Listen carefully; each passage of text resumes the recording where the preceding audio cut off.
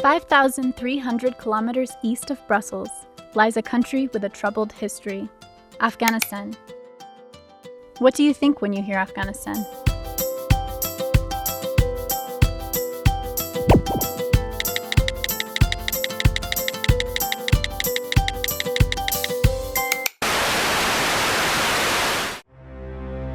A failed state with no political, social, or economic infrastructure, with women barred from social life, political participation, and even education.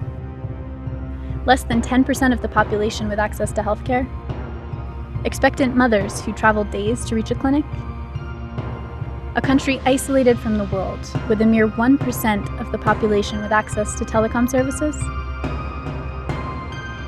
No freedom of expression. An oppressed country with no hope for the future. Sorry to disappoint you, but that was 15 years ago.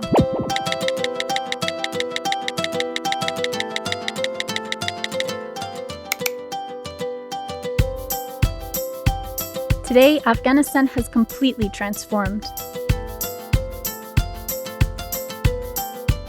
Today's Afghanistan has the best platform for freedom of expression in the region, with more than 75 television channels and hundreds of radio stations and publications. The $2 billion telecom industry serves 90% of the country, and 70% of Afghans have a cell phone.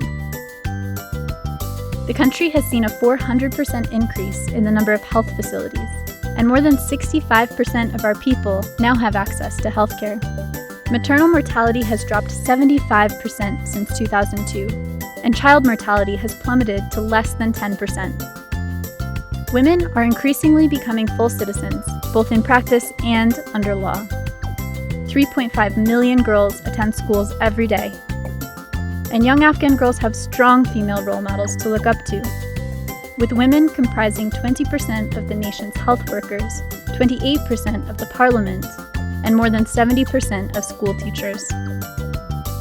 9.4 million children are enrolled in more than 15,000 schools across every province of the country.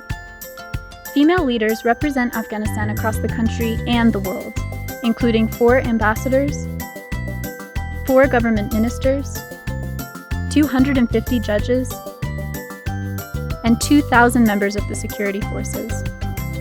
The economy has rebounded, with GDP expanding more than 800% since 2001, and exports at an all-time high in 2015. The armed forces work tirelessly to safeguard the country's security. The National Unity Government has been in office for just 2 years. In that time, the government has reviewed $2.5 billion in procurement contracts and saved more than $250 million in corruption. The government replaced 600 judges, including all 34 provincial judges, dismissed 20% of prosecutors for corruption, and doubled the number of anti-corruption prosecutors with the authority to investigate high-ranking government officials. I could go on, but there is much more work to be done. Afghanistan faces challenges that sometimes seem insurmountable. Though the National Unity Government is committed to the progress of the country, they are physically, politically, and fiscally constrained in what they can achieve alone. Afghanistan is on the front lines of the global fight on terror. 2016 marked the highest civilian and military casualties since 2001. Afghanistan remains the largest producer of opium in the world. Human rights abuses persist, and 46% of Afghan girls are married before the age of 18. With female illiteracy more than 80%. The economy suffers, and while it has been dramatically reduced, corruption continues to pervade the government and economy. Together, we have traveled a long road to achieve our shared objectives, but our journey is even longer. We know that the progress we have made together is fragile and reversible.